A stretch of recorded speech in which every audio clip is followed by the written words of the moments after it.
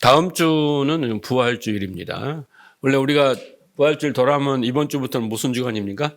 고난주간이에요. 그래서 고난주간은 무슨 이제 특별 기도회나 뭐 행사를 하는데 저희는 하지 않습니다. 우리가 예수님의 그 십자가의 죽으심과 부활, 절기 이런 거 있잖아. 이런 것을 기념할 때 특히 이제 부활절 오기 되면 고난주간 이런 거 생각할 때 우리는 자꾸 감성적으로 어떤 느낌 그리고 감정, 마음의 어떤 상태 이런 쪽으로만 생각해요. 그래서 자꾸 영화도 그런 영화를 만들고 그래서 얼마나 고통스러웠을까, 얼마나 고난을 당하셨을까. 이제 여기에만 자꾸 집중을 하는 거예요. 예. 그러니까 우리가 예수님의 인간적인 면, 육체적인 면 이런 것에만 이제 집착합니다. 근데 여러분, 당시에 그 중재인들은 다 십자가에 죽었어요. 왜냐하면 그 한편, 양편의 강도들도 중재인이었어요. 예수님과 같이 중재인이었단 말이에요. 그래서 다 십자가에 매달려 죽는 겁니다. 똑같이. 자, 그런데 중요한 것은 뭐가 중요하냐면요. 죽음의 의미가 중요한 거예요. 강도의 죽음의 의미는 의미가 없어요. 죄값을 치르는 그냥 그 법에 의해서 죽는 거지만 예수님은 그런 차원이 아니잖아요. 그러니까 우리가 절기를 맞을 때 뭐 행사를 하고 일주일간만 딱 고난해서 슬프다, 아프다, 고생했다, 뭐 고통받으셨다 일주일만 딱 하고 딱 잊어버리면 그건 의미가 없는 겁니다. 예. 우리는 평생을 중요한 것은 왜 죽으셨을까? 십자가 왜 그렇게 죽으셔야 했을까? 하나님이 육신을 입고 와서 이 땅에 이것을 깊이 묵상하는 게 중요해요. 그 의미를 알지 못하면요. 그 죽음이 나의 죽음이 되고 그 부활이 나의 부활이 돼야 되거든요. 근데 문제는 일주일 동안 우리가 고난주간에 그렇게 했다고 되는 게 아니고 일주일이든 하루로든 1년을 수십 년을 하든 간에 그 의미를 깨달아야 되는 거예요. 그래야지 그 죽음과 연합이 되고 그 부활과 연합이 됩니다. 그래서 우리는 이 한 주 동안에 그 딱 행사를 하면서 내가 고난주간을 잘 지냈다. 절기를 잘 지켰다. 이런 마음을 버려라는 거예요. 그걸로 위로와 만족을 삼지 마시고 한 주 내내 좀 시간 나시면 성경도 좀 이렇게 복음서 좀 읽어보시고 또 묵상도 좀 하시고 또 기도도 좀 하시면서 딱 주제는 하나예요. 왜 죽으셔야 했는가? 그 의미만 깨달으면 여러분 어떤 일이 일어나냐면 우리 안에서 자기 부인이 일어나고 자기 죽음이 일어나고 자기 십자가를 지게 되고 이런 역사가 일어나는 거예요. 이런 역사가 일어나지 않는 것은 의미가 없어요. 행사만 한다고. 그래서 바울은 절기를 지킬 필요가 없다고 이야기를 하잖아요. 옛날 사람들이나 절기를 지키지. 그래서 한 주간 동안 고난주간입니다. 뭘 술도 안 먹고 뭐 취미생활도 안 하고 그런 거 하지 마십시오. 그건 그냥 형식적인 거고 괜히 사람들에게 보여주려고 하니까 그런 거 하지 마시고 좀 깊이 좀 예수님이 진짜 죽으셨는데 왜 죽으셨을까? 나를 위해 죽으셨다는데 그 죽음의 의미가 뭘까? 요거 한 가지라마도 좀 깊이 묵상하는 한 주가 되시기를 주님으로 축원합니다. 자, 지난 시간에 다시 창세기로 와서 우리가 공부한 것을 약간 정리하도록 하겠습니다. 자, 풍요와 다산의 신을 섬기는 가나안 땅에 그 약속의 땅이에요. 근데 그 땅에 딱 갔더니 그 가나안 네겝 땅이죠? 뭐가 왔습니까? 기근이 찾아왔어요. 그래서 왜 기근이 찾아왔냐? 우연이 아니라고 했죠? 하나님의 섭리 가운데 기근이 왔습니다. 하나님은 그 풍요와 다산의 그 신, 바알과 아세라거든요. 그 신은 허구다. 이런 걸 먼저 가르쳐 주시고 또 한 가지는 하나님 나라는 약속의 땅은 그 풍요와 다산과는 상관이 없다. 네, 그것 두 가지를 아브라함에 가르치기 위해서 그 약속의 땅에 풍요와 그 다산을 신을 믿는 그 가나안 땅에 네겝 땅에 기근이 찾아왔습니다. 자, 그런데 이런 뜻을 몰랐어요. 누가? 아브라함이. 그래서 그 하나님이 떠나지 마라. 이 가나안 땅을 떠나지 마라 그러는데 그 약속을 붙잡지 못하고 풍요와 다산을 찾아서 어디로 갑니까? 애굽으로 갑니다. 자, 그곳에서 제일 먼저 자기가 생각이 뭐냐면 자기 목숨을 지키는 것이었어요. 네, 그래서 아내 때문에 사례 때문에 자기가 죽게 생겼다는 걸 안 아브라함은 어떻게 해요? 자기 아내를 바로에게 팝니다. 그래서 그 아브라함이 어떻게 됩니까? 자기의 목숨을 연명하고 그 자기가 살기 위해서 아내를 팔았는데, 자, 그 아브라함과 사라에게는 위기가 찾아온 거잖아요. 스스로 극복할 수 없는 문제였어요. 그런데 하나님이 개입을 하십니다. 그래서 위기를 모면하죠. 이 과정을 통해서 아브라함은 두 가지를 깨닫습니다. 첫째는 하나님의 능력을 깨닫는 거예요. 바로가 세계 그 강대국 나라에서 왕 중에 왕이에요. 엄청난 권력이 있어요. 여자 하나 취한다는 것이 뭐 비하 바라는 게 아닙니다만 여자 하나 취한다는 게 그 당시에는 아무것도 아니었어요. 그런데 뭔가 지참금을 줬잖아요. 그 정도면 양심적인 행위였어요. 그렇죠? 그런 바로가 모든 걸 포기하고 막 벌벌 떨면서 모든 걸 다 원상복귀 시킬 정도로 하면은 놀란 거예요. 예. 하나님이 꿈에 나타나서 바로에게 이야기했죠. 그리고 아브라함은 또 한 가지를 깨달았어요. 아, 자기는 너무나 무능력하고 연약한 존재라. 이 두 가지를 깨닫게 됩니다. 그래서 아브라함은 자신의께로 이제 애굽에 내려가서 민생고를 해결하고 의식주를 해결하고, 예. 그리고 아내를 판 대가로 많은 가축과 은과 금과 노예를 얻어서 이제 가나안으로 다시 돌아옵니다. 처음에 정착했던 베델과 아이 사이에 또 장막을 칩니다. 자, 그런데 많은 신자들은 우리가 아브라함이 그렇게 은과 금과 많은 가축과 노예들 데려온 것이 복을 받았다 생각하는데 그 성경을 너무 문자적으로 본 거예요. 그것은 절대 하나님이 주신 복이 아닙니다. 왜냐하면 오늘 본문을 보면 그걸 나옵니다. 아브라함은요, 첫째, 가나안에 올라와서 은과 금과 그 노예와 가축들을 보면서 무슨 생각을 했을까요? 내의 실수와 실패의 산물이에요, 그게. 내가 잘해서, 노력해서, 성공해서, 내가 하나님께 순종해서 복을 받는 그런 게 아니냐. 완전 자기의 실패작이고 실수야. 그럼에도 이렇게 반전이 있었어. 그렇잖아요. 그런데 우리는 그 반전 속에 하나님이 복 주셨다면 이것만 생각하는데 자기가 무슨 짓을 했는가를 아브라함은 반추를 한 거예요. 그래야 겸손해지는 거 아니겠습니까? 그래서 반추를 하고 자신의 불신앙과 이 아내를 파는 이 파렴치함에 대한 수치심, 이것을 느꼈단 말이에요. 그게 재물이 복이 아니에요. 그리고 또 한 가지는 뭐냐면 오늘 본문에 보면 그 재물로 인해서 문제가 생겨요. 아니, 하나님 복을 주셨는데 왜 그것 갖고 문제가 생기냐고. 그렇잖아요. 여러분도 뭐 복을 받았다 하는데 그것 때문에 막 문제가 생기면 그 복이 아닌 거예요. 복은 말 그대로 복인 거예요. 행복인 거야. 자, 그로 인해서 이제 아브라함과 롯과의 문제가 생기는데 그 에피소드가 오늘 본문입니다. 자, 6절을 보세요. 그 땅이 그들이 동거하기에 넉넉지 못하였으니 왜? 그들의 소유가 많아서 동거할 수 없었습니다. 네? 그 애굽에서 가져온 그것들이 너무 많은 거예요. 가축들이 많고 얼마나 가져왔는지. 땅이 비좁아. 그래서 이제 아브라함의 그 가축의 목자와 롯의 가축 목자가 서로 다투고, 그리고 뭐라 그래요? 또 가나안 사람과 브리스 사람도 그 땅에 거주하였느니라. 이렇게 기록하고 있습니다. 그러니까 그 전에 애굽에 내려가기 전에 소유가 없었을 때는 롯과 그 삼촌 조카잖아요. 롯이. 아브라함은 문제가 없었어요. 서로 의지하고 돕고 협력해서 아무 문제 없이 살았단 말이에요. 그런데 애굽을 갔다 온 이후로 소유가 많아짐에 따라 분쟁과 분열이 일어나기 시작합니다. 자, 아브라함이 가나안에 들어가서 처음 맞는 위기는 뭐였냐면 기근이었어요. 다시 말해서 물질에 대한 시험이었어요. 여러분, 아브라함이 누구라고 했어요?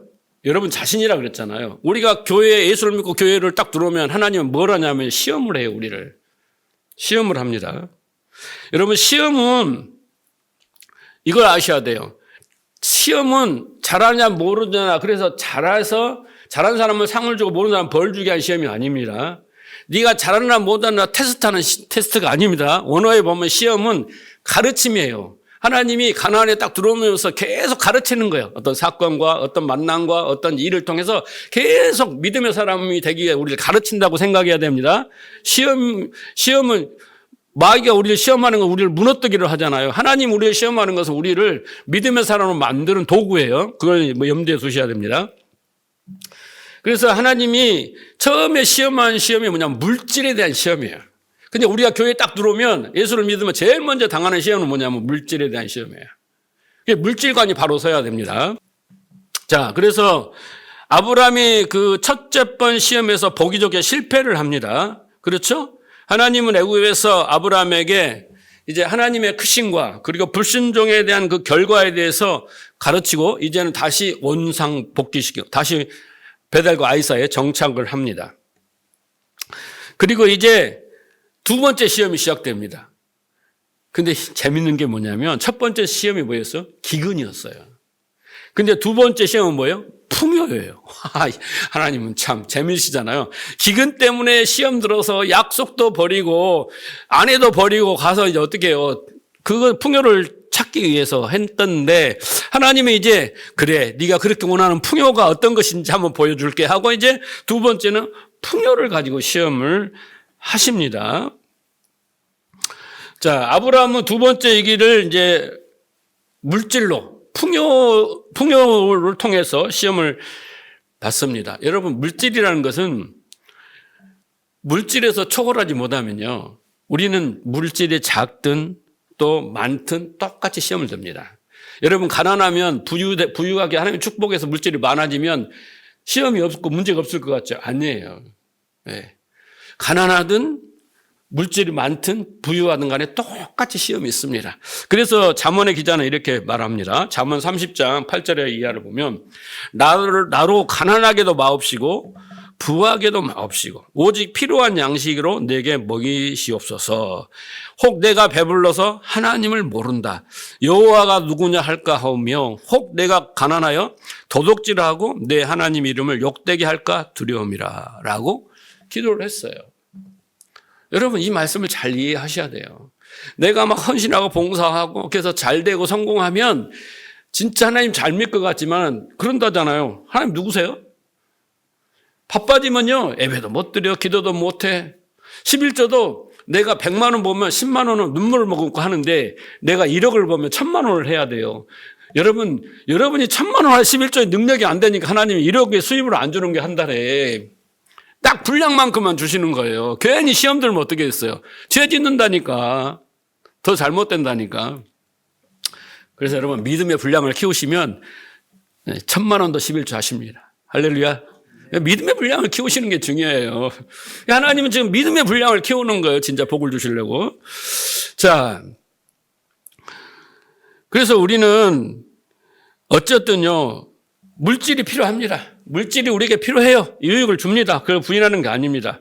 우리는 육신을 가지고 시간과 공간에 갇혀 살기 때문에 우리는 물질의 도움 없이는 생존할 수가 없어요. 의식주가 있어야 됩니다.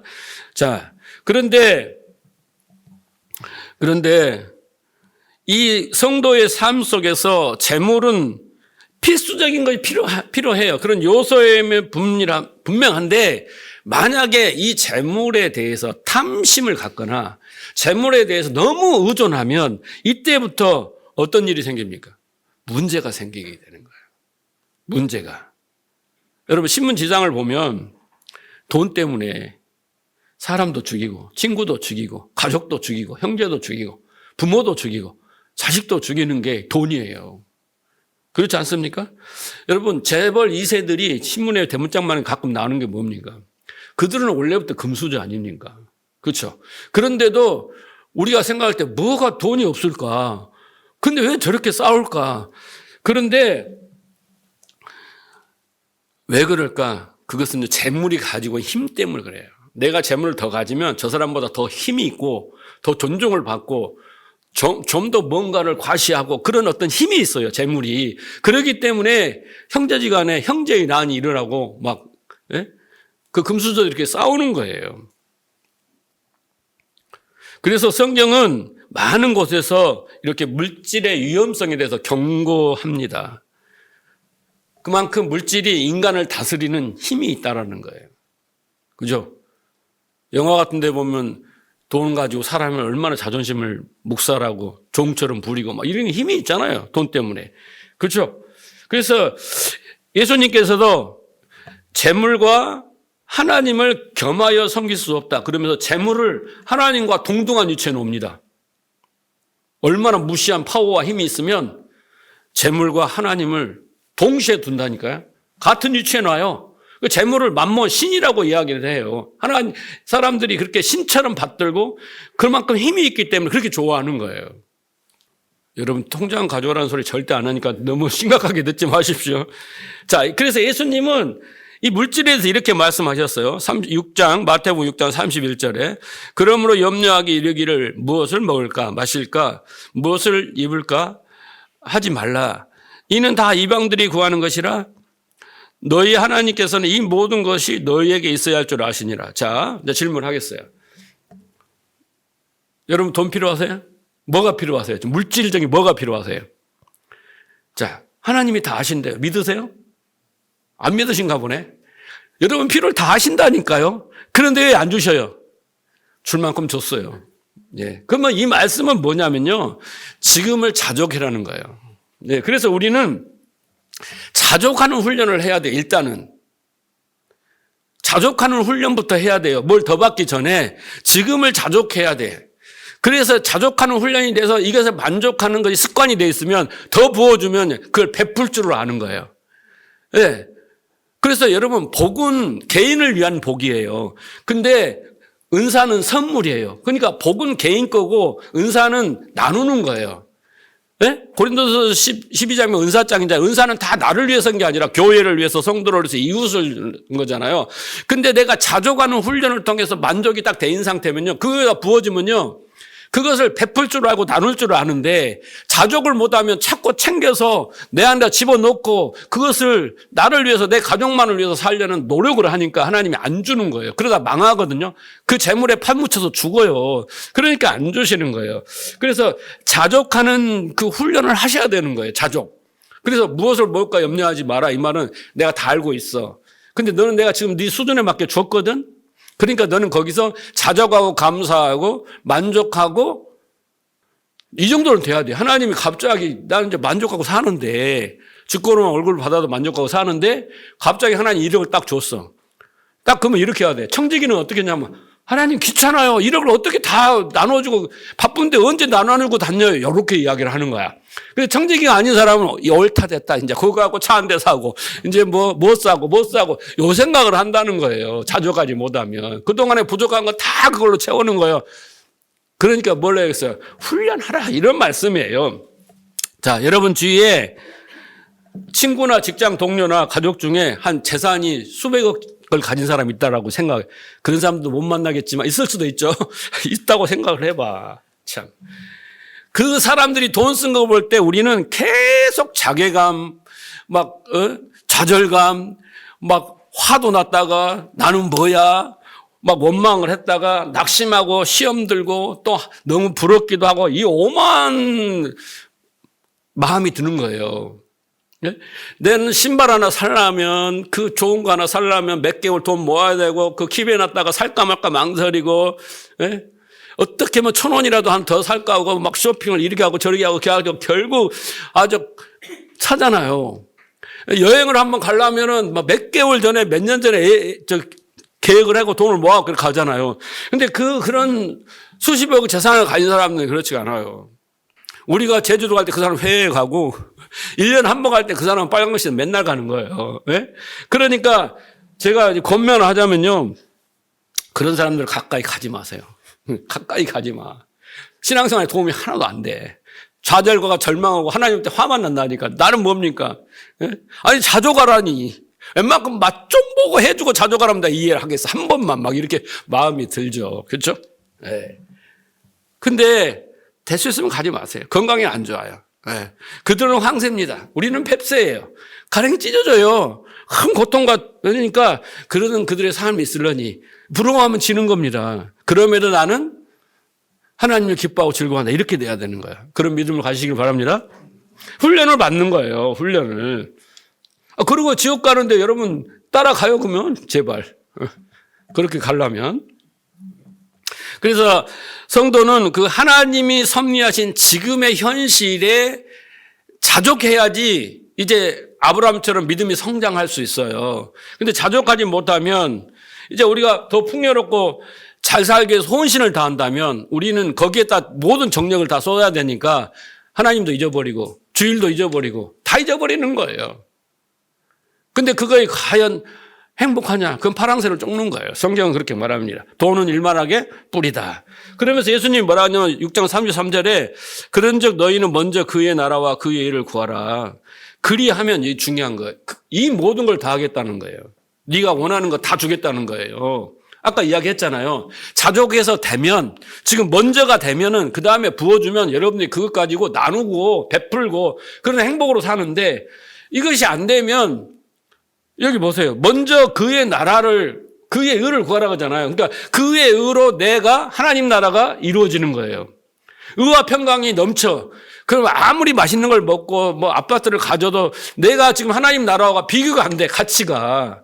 그러니까 이미 나는 하나님 나라로 의와 평강과 희락이 돼서 만족이 돼버린 상태예요. 그래서 아파트 막 이런 거 주면 거기다 붙들고 살질 않아. 그냥 감사하죠. 이렇게 살고 좀 필요한 거 있으면 넘치는 거야. 막 그건 주는 거야. 베풀고 사는 거야. 청지기처럼 사는 거예요. 그러니까 먼저 해야 될 게 뭐냐면 이 모든 것을 더해지려면 진짜 뭘 해요? 여러분들이 그것을 줬을 때 청지기처럼 살 수 있는 능력은 어디서 나면 먼저 하나님 나라로 만땅이 돼야 되는 거예요. 그러면 그런 것들이 다 무가치해지는 거예요. 다른 것들이. 세상 것이 물질들이. 그런데 이것을 맛보지 못했기 때문에 물질들이 나를 행복을 줄 거라고 여기다 우리가 올인을 한다니까요. 그걸 잘 깨달아야 됩니다. 우리가 물질을 나를 자랑하고 나의 가족과 나와 행복의 수단으로 바라볼 때 이제 그 물질은 하나님의 반대편에 서서 우상이 되는 겁니다. 하나님이 나를 그렇게 행복과 내 가족을 만족을 주실 거라고 생각해야 하는데 물질이 준다고 생각하기 때문에 하나님과 물질은 대상적 얘가 우상이 되는 거예요. 그렇게 이제 우리는 그 우상을 붙들고 사는 겁니다. 그래서 하나님은 처음에 우리 딱 믿음을 시작하면 세상의 힘의 대표인 이 물질을 가지고 시험을 합니다. 시험을 해요. 그래서 그런 세상이 주는 물질의 그 매력과 쾌감에서 이제 우리가 점점 좀 벗어나서 자유로워져서 오히려 하나님만을 기뻐하고 즐거운 그런 믿음의 사람으로 만들어 가시는 게 아브라함이 지금 그래서 유독 물질에 관한 시험이 또 있어요. 뒤에가 14장 가면 또 나옵니다. 물질의 시험이 많습니다. 자, 아브라함이 첫 번째 기근 앞에서 이제 물질의 시험 때와는 달리 두 번째 시험 앞에서는요 좀 더 변화된 모습이 있습니다. 그게 믿음의 성장인 거예요. 아브라함의 변함의 그 성장의 추이를 여러분 잘 보셔야 돼요. 그 과정과 무엇 때문에 이렇게 생겼는지를 잘 알아야지 우리도 그렇게 믿음을 따라갈 수가 있어. 성장이 있을 수 있습니다. 자, 오늘 보면은 아브라함이 뭐라고 하냐면 네가 좌하면 내가 우하고 네가 우하면 내가 좌하겠다. 이 진술을 한번 들어보세요. 얼마나 멋진 아름다운 진술입니까? 너 얼마나 후덕하고 너그럽고 담담하고 대담하고 그렇잖아요? 아브라함의 물질에도 자유하지 못했을 때 첫 번째 때는 아내까지 팔았어요. 폐역한 일을 했단 말이에요. 그런 모습을 다 세상 사람들이 갖고 있는 모습이에요. 자, 그런데 두 번째 시험에서는 아브라함이 이제 대인 관계에서도 아주 이타적인 사람으로 성숙한 겁니다. 여러분, 조카가 좋은 비옥한 땅을 다 가져버리면 자기 육축들은 자기 그 목자들이 어떻게 생각했어요? 우리는 이 척박한 땅에서 얘들 다 말라 비틀어서 우리 식량도 없고 안 된다. 그럴 수 있잖아요. 그럼에도 그런 것에 개의치 않고 네가 원하는 데로 다 가. 나는 네가 하고 남은 땅을 할게. 이것이 바로 믿음인 것입니다. 믿음이 만큼 성장한 거예요. 그래서 세상의 힘을 대표하는 물질에 대한 훈련이 잘 된 사람은 이제 대인관계에 있어서도 하나님이 기뻐하시는 이타적인 사람이 된 거예요. 아까 제가 그랬잖아요. 채워지고 나면 베풀 줄 아는 거예요. 넘치는 것을 자연스럽게 흘려보낼 줄 아는 거예요. 그렇게 된 거예요. 아브라함이 그렇게 됐습니다. 그래서 이제 세상의 힘을 의지하지 않냐고 하나님을 좀 더 의존하는 대상으로 택할 수 있는 실력이 된 거예요. 아브라함이 이 두 번째 시험에서는. 자, 아브라함이 왜 보세요. 여기 7절에 보면 그러므로 아브라함의 가축과 목자와 롯의 가축의 목자가 서로 다투고 또 여기 보면 가나안 사람과 브리스 사람도 그 땅에 거했다라고 말합니다. 그런데 여러분 왜 여기 모세는 여기다가 지금 땅이 좁아서 지금 아브라함과 롯이 땅이 좁아서 지금 다툼과 분쟁이 일어날 그런 상황이잖아요. 그럴 때 그 주위에 가까이에 지금 가나안 사람과 또 브리스 사람도 있었다라고 말합니다. 그러면 이 가나안 사람과 이 브리스 족속은 가나안의 7족속이에요. 그 중에 2족속입니다. 자, 신명기 7장을 보세요. 1절. 내 하나님 여호와께서 너를 인도하사 내가 가서 차지할 땅으로 들이시고 내 앞에서 여러 민족, 여기 보면 헷 족속, 기르기야 족속, 아모리 족속, 가나안 족속 나오죠? 브리스 족속 나오죠? 히위 족속, 여부스 족속. 이렇게 너희보다 힘이 센 7족속. 그죠? 그 7족속이 대표예요. 많은 족속이 있었지만 7족속이 7이라는 건 완전한 거잖아요. 가나안에 들어갔을 때 이스라엘 백성을 여호수아 시대부터 시작해서 제일로 괴롭히는 사람이 누구냐면 이 7족속입니다. 네? 그 7족속이에요. 자, 근데 이들이 보세요. 7족속이 쫓아내라고 하시잖아요. 지금 쫓아냈을 때, 자, 뭐라고 합니까? 2절. 하나님 여호와께서 그들을 내게 치게 하시겠다는 거라고 해요. 그때 너는 그들을 진멸할 것이라. 그들과 이제 그때부터 뭘 해야 하냐면 어떤 언약도 하지 말고 불쌍히 여기지도 말고 혼인하지도 말고 내 딸들을 그의 아들들에게 주지 말고 그 아들들을 내 딸들 며느리도 삼지 말라. 왜냐하면 그들이 4절에 유혹하여 여호와를 떠나고 다른 신을 섬기게 함으로. 여러분 그들과 아무리 화친을 하고 잘 지내는데 그들이 어떻게 해요? 하나님을 떠나게 하고 아세라와 바알을 섬기게 한다는 거예요. 하나님이 예측을 하신 거잖아요. 그렇게 될 거라니까 그들을 다 진멸해버리라는 거예요. 그래서 여호와께서 너희에게 진노하사 갑자기 너희를 멸하실 것이라. 그렇게 하면 오직 너희가 그들에게 행할 것은 이것이라. 그들의 제단을 헐며 주상을 깨뜨리며, 여기 주상은 누구냐면 바알이에요. 풍요의 신. 그리고 아세라는 뭐예요? 다산의 신입니다. 목상을 찍으며 정확한 우상들을 불살라라. 이걸 다 해라. 그러니까 지금 베델과 아이 사이에 딱 지금 정착을 해가지고 애굽에서 가져온 가축들이 너무 많은 거예요. 근데 그 주위에 지금 뭡니까? 브리스 족속과 가나안 족속이 지켜보고 있는 거예요. 저희들이 여호와를 믿는, 여호와 신이라는 걸 믿는데 저희들이 어떻게 하는 거 보자라고 지켜보는 거예요. 세상 사람들이 기독교를 얼마나 지켜보고 있다가 모잇감이 되면 얼마나 공격을 합니까? 그렇죠? 그런 거와 똑같아요. 그래서 이 모세는, 아니 지금 이 아브라함은 땅 나누기를 지금 하고 있는데 만약에 이 가나안 사람과 브리스 사람이 지금 우상을 섬기는 사람들이잖아요. 풍요와 다산신을 섬기는 사람들이 자기들이 어떻게 하나를 유심히 보고 있다는 걸 안 거예요. 네? 유심히 보고 있다는 거예요. 그래서 어떻게 했냐면 그들에게 정말 여호와를 신을 믿는 우리가 그 여호와께 누가 될까 봐 아브라함이 믿음인 겁니다. 그래서 뭐라고 하냐면 아브라함이 생각한 거예요. 야, 우리 서로, 뒤에 보면 뭐라고 했어요? 우리 서로 다투지 말고 우리 종들도 서로 다투지 말게 하자. 뭐 때문에? 하나님의 영광을 가리기 싫은 거예요.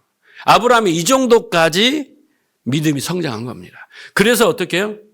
그들에게 추한 모습 보이지 말고 우리가 하나님을 믿고 하나님께 단을 쌓는데 그러면서 치고받고 저들처럼 하면 되겠냐. 그래서 아브라함은 롯은 그런 마음도 없겠지만은 네가 하는 대로 다 해. 나는 하나님을 믿으니 네가 다 가고 나도 하나님 나를 책임지실 거야. 이 믿음까지 온 거예요 지금. 네? 완전한 믿음은 아닌데 그래서 그런 불화의 모습을 보이지 않게 된 거예요. 그러니까 아브라함이 이미 물질에 대해서 자유한 사람이 된 거예요. 자유한 사람이. 그러면 여러분 가나안에 기근이 들어서 두려워서 애굽으로 내려갔고 자기 목숨을 잃을까 봐 아내를 속이고 바로 속여 아내를 팔았고 이렇게 파렴치 않은 아브라함이 어떻게 이렇게 두려움 없는 양보와 겸손을 사람이 되었으며 어떻게 하나님의 영광까지를 생각하는 그런 믿음을 가졌겠느냐. 그 이유는 딱 한 가지입니다. 그 이유는 뭐냐면 아브라함이 애굽에서 경험한 하나님이에요. 그래서 하나님을 더 많이 알게 되었고 알게 된 만큼 하나님을 의지하게 되었고 의지하게 된 만큼 또 하나님을 사랑하게 되었다. 이거밖에 할 이야기가 없는 거예요. 이걸 성경은 믿음으로라고 말하는 거예요. 그러니까 우리가 믿음이 생기면 어떻게 돼요? 하나님을 더 알게 되면 믿음이 생기면 하나님을 의지하고 하나님을 더 사랑하게 된다는 거예요. 하나님을 더 기뻐하고 즐거워하게 된다라는 것이에요. 바로를 통해서 하나님이 얼마나 바로보다 센 사람인가, 이 세상에서 강한 센 분이라는 것을 알게 되었고, 하나님은 우리가 아무리 실패를 해도 그 약속에서 사라의 몸에서 바로의 이세가 나오면 안 되잖아요. 그렇죠? 이삭이 나와야 되잖아요. 그래서 그 약속을 지키는 신실한 분인 분을 알기 때문에 막아주신 거잖아요. 알았다란 것이에요. 그래서 성도는 하나님에 대한 지식이 늘어난 만큼 하나님을 기뻐하고 즐거워하고 의지하고 사랑하게 되는 거예요. 뿐만 아니라 하나님을 안 만큼 두려움이 없어져요. 물질의 두려움, 적에 대한 두려움, 모든 두려움이 없어져요. 자, 요한일서 4장 18절에 이를 증명하고 있습니다. 사랑 안에는 뭐가 없고? 두려움이 있고 온전한 사랑이 두려움을 쫓아내는. 여러분 안에 두려움이 있잖아요. 질병 때문에 내가 죽어야 되고 죽게 되고 또 막 뭐 때문에 불행하고 막 이런 두려움이 많잖아요. 그런데 하나님의 사랑을 알면요, 이 두려움이 없어져 버린다는 거예요. 두려우면 형벌이 있다라고 그러잖아요. 근데 하나님은 우리에게 형벌을 주시는 분이 아니라는 거예요. 예? 그렇죠? 두려워하는 자는 사랑 안에서 온전히 이루지 못한대요. 우리가 사랑하면 그가 먼저 우리를 사랑하였습니다. 그래서 하나님이 우리를 먼저 사랑했다. 그것을 안 자는 하나님을 사랑하게 되고 그리고 어떻게 형제를 사랑하게 되는 거예요. 근데 뒤에 읽어보면 형제를 사랑하지 않는 자는 하나님을 사랑하지 않고 하나님을 왜 사랑하지 않았냐면 그가 하나님을 알지 못했다는 거예요. 이해하시겠죠? 예. 아브라함이 남방 네겝에서 그리고 애굽에서 하나님에 대한 지식이 없었어요. 하나님에서 얼마나 지식이 있었겠어요. 그냥 가나안에 와서 옮겨다니면서 장막 쌓고 단을 쌓았고 뭔가 하나님과 교제가 있었다는 별로 없잖아요. 그렇죠? 근데 이 지금 애굽으로 내려가는 대형 사건을 통해서 바로를 통해서 하나님에 대한 지식이 생기기 시작한 거예요. 기근과 애굽 왕의 바로의 권세를 두려워했잖아요. 그렇잖아요. 그런데 그 두려움이 없어져 버렸어요. 그리고 올라와서도 조카 롯에게 땅을 다 좋은 비옥한 땅을 줘도 척박한 땅에서 살아야겠다는 두려움이 없어져 버렸어요. 그래서 하나님을 아는 것이 얼마나 중요한가 성도에게. 그래서 이 성경은 패역한 이스라엘을 향해서 호세아 4장 1절에는 하나님을 아는 지식이 없다. 6절에 보면은 4장 6절에 보면 내 백성이 여호와를 아는 지식이 없어서 어떤다? 망한다 라는 거예요. 여러분 성도가 잘못되고 망하고 실패하고 안 되는 이유는 첫째 하나님을 몰라서 그래요. 하나님을 알게 되면 그 하나님을 기뻐하고 즐거우게 되고 하나님의 뜻을 알게 되면 하나님을 의지하게 되고 예? 그렇게 살아가면 변하는 거예요. 그래서 6장 3절에 보면 우리가 여호와를 힘써 알자라는 거예요. 여기 힘써에다 힘을 줘야 돼. 그냥 알자가 아니라 아주 여러분이 제가 그러잖아요. 우리 교회는 하나님을 힘써 아는 교회여야 돼요. 다른 것에 힘쓰지 않기 위해서 제가 행사를 안 해버리잖아요. 오직 말씀에 집중해서 하나님만을 알게 되면 그다음부터는 다 하지 말아도 다 하게 된단 말이에요. 근데 하나님도 모르는 사람이 알파각이 알고 이렇게 하면 복 준다더라 이렇게 하면 뭐 한다더라 그런 것만 자꾸 가르쳐갖고 자꾸 해보라고 하는 거예요. 안 돼. 그러니까 포기해버리고 다 떠나버리는 거죠. 이게 반대예요, 반대. 그래서 우리가 힘써 하나님을 알자 그렇게 외치고 있는 것입니다. 신약에서도 베드로서 3장 18절에 보면 뭐라고 그래요? 예수를 아는 지식에 자라가라. 예수를 아는 지식에 자라가라 라고 말씀합니다. 공고해요. 그게 두려움 없이 우리 안에 두려움을 제거하고 두려움 없이 당당하게 살아갈 수 있는 비결입니다. 좀 더 설명을 드리자면 성경에서 알다는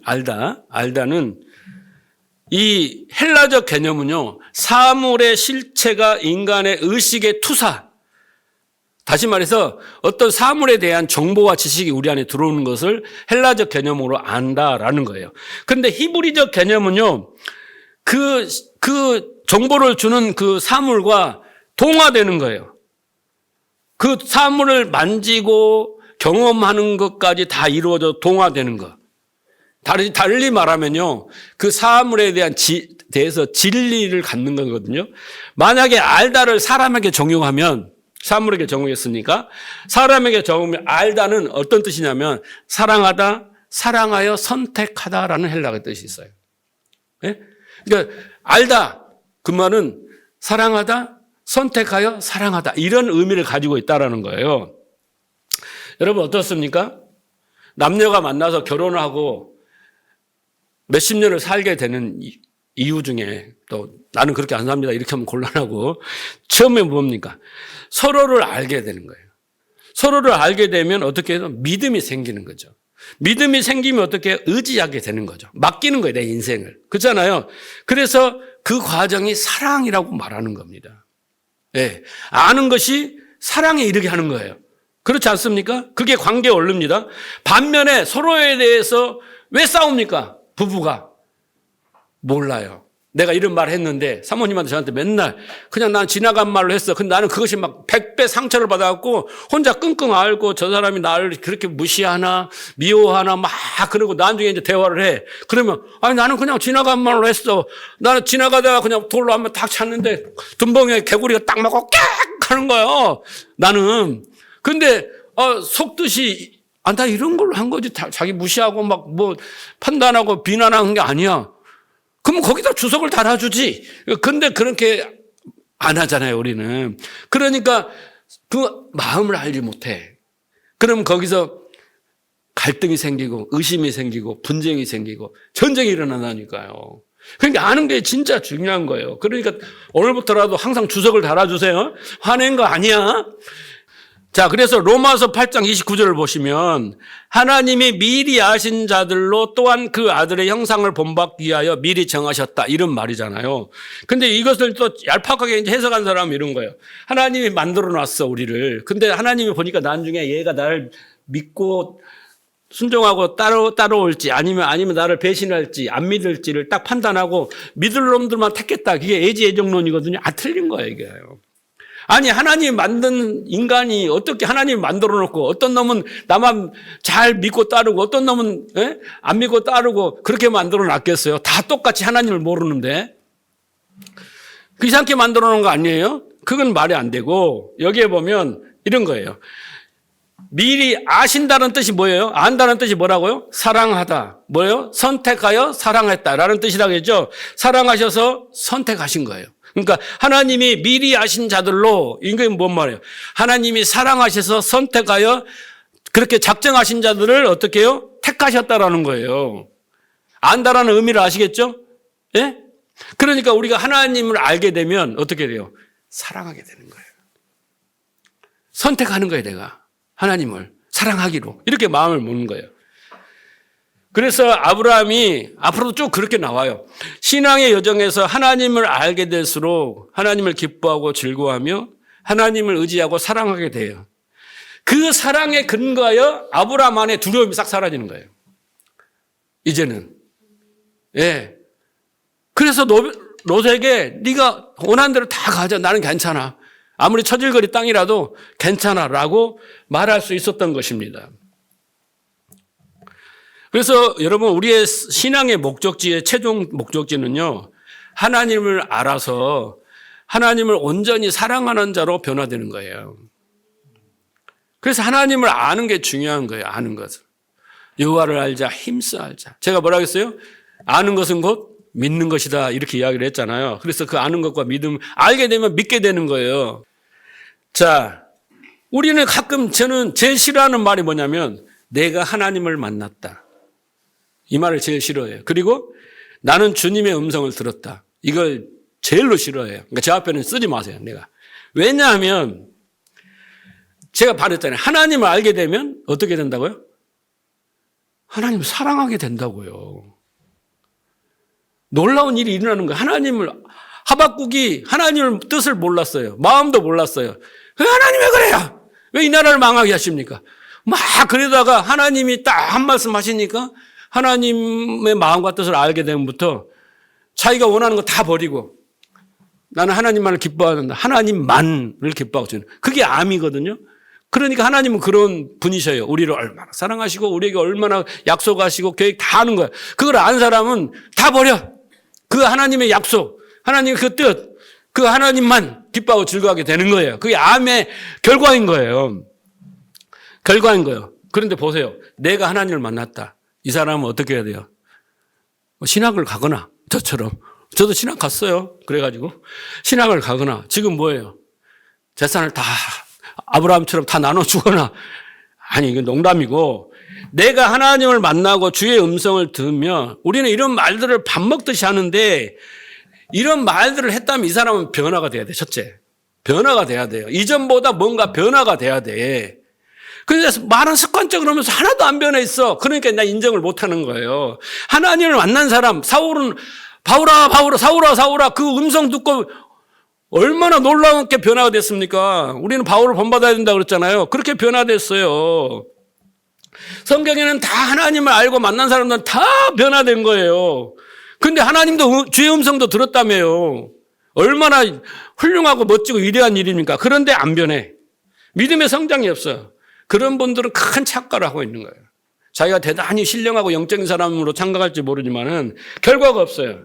하나님을 알수록 하나님을 경험할수록 그들은 믿음의 사람으로 변해갑니다. 그 변화의 결과가 있어야지 인정을 받을 수 있는 거예요. 그런 것도 없이 그냥 그렇게 말하면 신령한 사람 보입니까? 이 창세기 13장은 아브라함이 이제 쭉 17장 쭉 가면서 하나님을 경험하고 실패를 통해서 또 하나님을 알아가고 경험하면서 믿음의 사람으로 변해가는 과정을 그리고 있어요. 우리의 신앙의 여정은 똑같아요. 자, 반면에 롯을 봅시다. 롯은 네가 땅에 먼저 선택하는 고난을 주겠다. 그 말이 떨어지기가 무섭게 요단을 바라봅니다. 동쪽을 바라봐요. 성경의 동쪽은 제일 안 좋은 곳이에요. 여러분. 성경에서는 다 동은 가장 안 좋은 곳입니다. 항상 문제가 있는 것이에요. 동을 바라봅니다. 그런데 이 롯이 요단을 어떤 마음으로 바라봤는지가 10절이에요. 이게 중요합니다.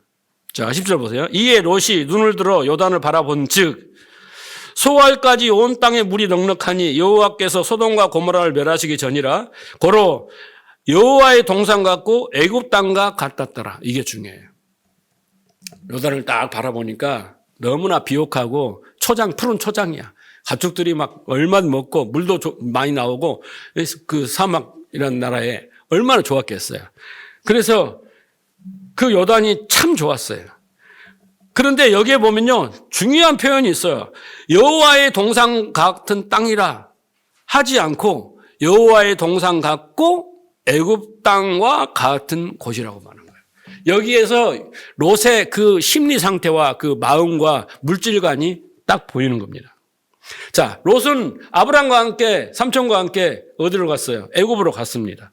애굽으로 쭉 가면 보니까 그 애굽은 나일강 삼각주잖아요. 강이 범람해서 삼각주가 돼 비옥한 땅 아닙니까? 그 풍요의 상징인 그 삼각주예요. 그리고 도시가 얼마나 발달됐습니까? 그 바로의 궁궐에 들어가 보니까 얼마나 현란하고 화려하고 아름답습니까? 자기가 내려왔던 그 가나안 땅과는 완전 수천 배 차원이 다른 곳이죠. 그래서 그 롯이 생각하기에 이 애굽이 바로 풍요의 다산의 땅이고 약속의 땅이라고 생각하고 있는 거예요. 여러분도 자꾸 하나님께 뭘 달라고 하고 교회 와서 예수를 믿어서 기도해서 헌신하고 봉사해서 물질을 복을 받으려고 하는 것은 롯과 같은 생각을 가지고 있는 거예요. 하나님의 나라, 하나님의 복은 풍요와 다산이구나. 이렇게 생각을 하고 있는 거예요. 이것이 바로 여호와 땅이구나. 애굽 땅이 바로 여호와의 땅이구나 이 생각을 가지고 있는 거예요. 하나님은 처음에 뭐라고 했어요? 가나안 땅은 풍요와 다산과 하나님 땅은 상관이 없다 이렇게 말씀하셨잖아요. 그래서 요단에서 요단 초원과 소월까지 도시를 다 바라봤을 때 그 땅은 물이 많고 초목이 많았어요. 풍요의 상징인 애굽이잖아요. 애굽과 견줄 만큼 좋은 땅이었어요. 그래서 뭐라고 해요? 그 땅이 애굽과 같았다라는 거예요. 롯이 생각하는 여호와 땅은 애굽 땅인 거예요. 롯의 관심은 온통 자신이 애굽 가서 경험했던 그 풍요와 사치와 연락, 그 애굽 땅을 동경하고 있었어요. 근데 딱 표지를 동쪽을 바라보니까 너무 비옥하고 좋아. 아, 이게 내가 건설하고 싶은 애굽의 땅이구나 라고 받아들이고 생각한 거죠. 그래서 기회가 온 겁니다. 그러면 아니 삼촌 내가 이 좋은 땅을 다 가져가면 여기 가축들 이게 목자들 어떻게 우리 반반합시다 이렇게 나와야 되잖아요. 그런데 그럴 수가 없죠. 아브라함은 거기서 하나님을 알았는데 하나님을 경험했는데 깨달았는데 롯은 전혀 눈에 오직 이 풍요 이걸 어떻게 가질 수 있을까? 오면서도 저 애굽 땅을 너무 아쉽다. 그리고 이제 요단 동편을 딱 보니까 그나마 비옥하니까 그게 위로를 삼는 거죠. 여기 애굽 땅이구나. 여러분 많은 신자들이 풍요가 있는 곳에 여호와가 함께 있다라고 생각합니다. 대형 교회는 하나님의 은혜와 복을 받았다 이렇게 하고 우리 같이 작은 교회들은 하나님의 복과 은혜가 없다라고 생각합니다. 이 풍요의 정신을 가지고 생각하면 큰 착각입니다. 큰 착각이에요. 하나님이 임재한 곳은 하나님의 땅입니다. 여호와의 땅이고 애굽 땅은 하나님이 무시되고 존재하지 않는 곳입니다. 여러분 그걸 알아야 돼요. 그런데 그 땅을 여호와 땅이라고 하면서 애굽 땅이라고 하는 거예요. 큰 착각이죠. 큰 착각입니다. 우리는 그런 애굽 땅을 원하는 거예요. 그러면서 그 애굽 땅을 가졌을 때 하나님의 땅이라고 선포하는 거예요. 하나님이 축복하셨다. 그걸 우리는 번역의 신학이라고 합니다. 번역의 신학에서는 가나안은 죄입니다. 가나안은 죄. 이게 바로 성숙하지 못한 롯의 신앙입니다. 롯은 그렇게 아브라함과 긴 여행을 했음에도 불구하고 아브라함이 경험했던 것을 가장 가까이에서 봤음에도 귀가 열리지 않고 눈이 열리지 않아서 아브라함이 경험한 하나님을 알지 못하고 경험하지 못한 거예요. 교회 안에는 똑같습니다. 똑같은 일이 나고 인생에서 똑같은 일을 경험하고 교회 안에서 많은 일들이 있는데 어떤 사람은 깨닫고 믿음이 성장해 가는데 어떤 사람은 롯과 같이 거기에 매여 있는 사람들이 있다는 것을 우리는 생각해야 합니다. 그런데 그렇게 물욕의 눈으로 선택한 그 대표적인 땅 소돔을 가리켜 하나님 뭐라고 하는가 봅시다. 13장 12절 보세요. 아브라함은 가나안 땅에 거하였고 롯은 평지 성읍에 머무르며 그 장막을 옮겨 소돔까지 이르렀더라. 소돔 사람은 어떤 사람이에요? 여호와 앞에 큰 죄인이었더라. 여기가 하나님이 주신 축복의 땅이다 라고 했는데 그 안에 들어가 보니까 그것은 여호와 앞에서 큰 죄인들의 소굴이었다 라고 말합니다. 여기서 여호와 앞에라는 단어는 히브리적 표현인데요. 뭔가 옳고 그름을 가렸을 때 쓰는 표현인데 거기서는 하나님이 어떻게 해요? 죄인의 소굴이라고 인정하시는 겁니다. 그것이. 그러니까 여러분 아브라함은 계속 순종에 쌓고 어디에 산으로 올라가냐면요. 모리아 산으로 올라갑니다. 거기에 믿음의 정점, 믿음의 조상으로 인정받는 자리, 하나님을 경외한 자리로 올라가지만 롯은 어떻습니까? 하나님의 뜻이 아닌 죄악의 한복판으로 계속 멸망의 소돔으로 유황불의 심판 있는 그곳으로 갑니다. 뭐 때문에? 물욕 때문에, 욕심 때문에. 여러분은 어떤 자리로 가시겠습니까? 그러니까 교회 안에도 잘 살고 뭐 경제적으로 부유하고 잘 나가는 분도 있지만 그 사람들이 다 복 받는 게 아니에요. 여러분 그걸 잘 염두에 두셔야 됩니다. 여러분은 지금 모리아산을 향해서 가고 있습니까? 목표 지점이. 아니면 소돔으로 향해 가고 있나? 이걸 잘 분별하셔야 됩니다. 근데 한 가지 여기서 제가 높아심에 말씀드리는데, 오늘 말씀을 볼 때 여러분, 아브라함과 롯이 딱 비교돼서 나오잖아요. 그래서 이제 아브라함을 본받으라. 롯은 본받으면 안 된다. 이렇게 봐서도 안 되고요. 아브라함을 본받으려고 애써도 안 됩니다. 왜냐하면 앞으로 여정을 보시겠지만 아브라함은요, 또 실수를 몇 번을 해요. 노후에는요, 믿음의 조상이 된 노후에는 수많은 첩들을 통해서 수많은 자식을 낳았습니다. 예. 그것이 마지막이에요. 근데 여러분, 롯은 한 번의 잘못된 선택으로 말미암아 지옥 갔습니까? 아닙니다. 성경에 베드로후서 2장 7절에 보면 무법한 자들의 음란한 행실로 말미암아 고통당하는, 그 소돔에서 고통당하는 의로운 롯을 건지셨다 그런 거예요. 그러니까 롯을 의롭다고 하십니다. 왜 의로웠습니까, 여러분? 베드로후서의 2장 7절에는 롯이 의로운 자라고 합니까? 왜 그럽니까? 그 의로움은요, 우리가 아브라함처럼 롯처럼 해서 되는 게 아니라, 의는 뭐예요? 하나님의 선물입니다. 우리가 의인이라고 불러주는 거 하나님이 선물이에요. 예수로 말미암아 우리가 의인이 되는 거잖아요. 그러니까 성경은 롯도 택한 백성이에요. 그런데 그는 우리의 양면처럼, 우리 한쪽은 아브라함처럼 모리아산을 가고 얘는 소돔으로 멸망의 길로 간 것이 똑같은 하나님의 자녀인데, 하나님의 백성인데 두 갈래로 가는 거예요. 근데 하나님의 얘도 어떻게 해요? 그 소돔에서 똥방대기를 걷어차고 끄집어냅니다. 왜? 의인이기 때문에. 하나님이 택했기 때문에. 그런 겁니다. 그렇다라고 한다면 의는 하나님의 믿음의 선물로 되는 거예요. 그러면 이 성경은 지금 무슨 말씀을 하고 있냐면 우리에게 너 안에 아브라함과 롯이 공존하고 있다라는 거예요. 이걸 기억하셔야 돼요. 선악의 패러다임으로 보면 한쪽을 버리고 한쪽을 택하라는데 아닙니다. 우리는 성경은 아브라함과 롯이 우리 안에 공존하고 있다라는 겁니다.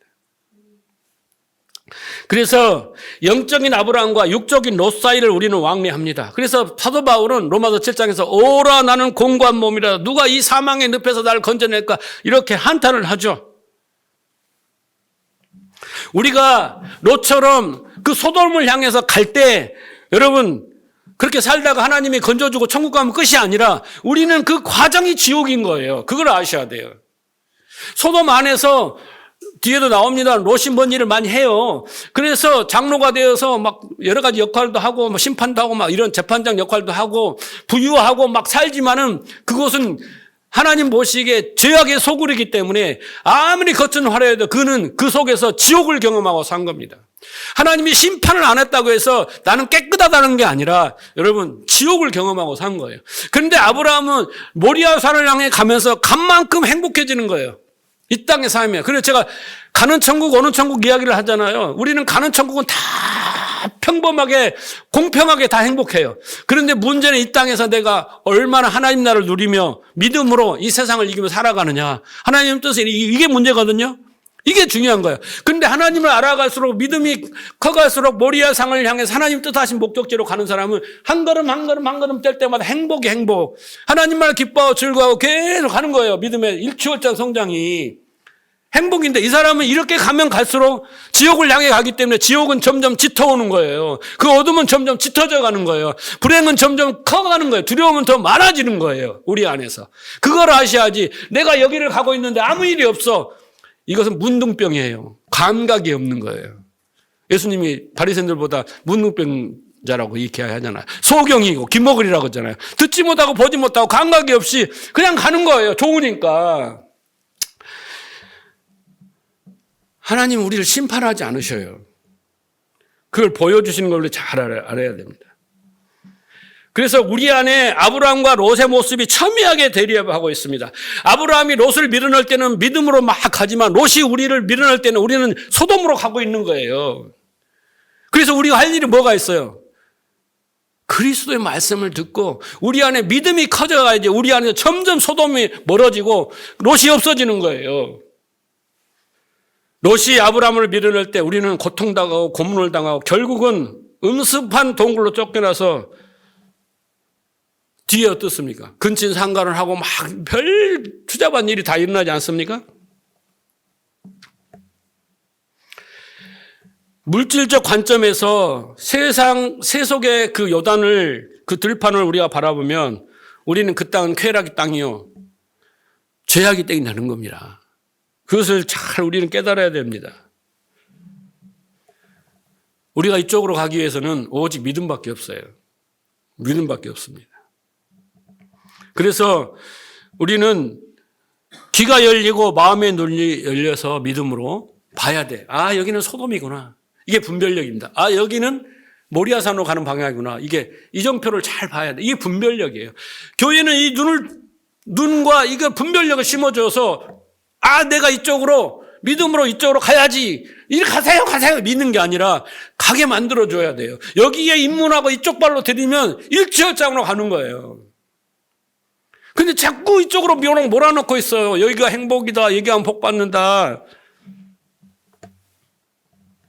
하나님이 우리에게 아브라함을 통해서 계시해 주신 하나님의 그 사랑, 그 말씀과 경험을 통해서 그 인생을 통해서 배워가는 거예요.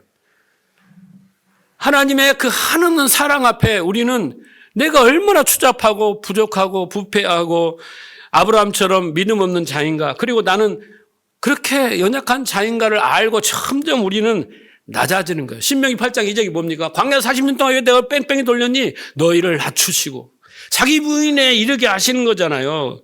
내 모습을 발견하고 하나님만을 꽉 붙들게 하는 것이 신앙의 목표입니다. 하나님이. 그게 성도의 신앙의 핵심입니다. 우리가 소돔을 향해 가서 비옥한 땅에서 풍요를 누리는 건 신앙의 목표가 아닙니다. 그건 종교예요. 세상 종교입니다. 우리는 가면 갈수록 내가 너무 연약하고 힘이 없고 부족하여 하나님만을 의지하고 붙들고, 그렇게 하나님만을 붙들고 기뻐하고 즐거워하고 가게 되는 것이 중요한 거예요. 그게 신앙생활입니다. 말씀을 정리합니다.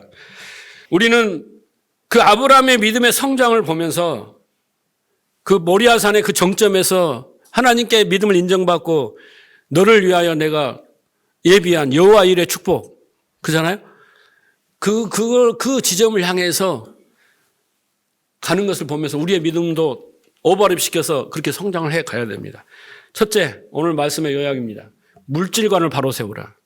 아까 제가 말했죠. 물질은 복이 아니고 은사다라는 거예요. 복은 개인이 누리는 거고 은사는 여러 사람을 위하여 사는 거예요. 그게 바로 청직입니다. 우리는 물질에 대해서 빈손으로 왔기 때문에 빈손으로 가는 거예요. 물질을 꽉 쥐어잡고 있으면 여러분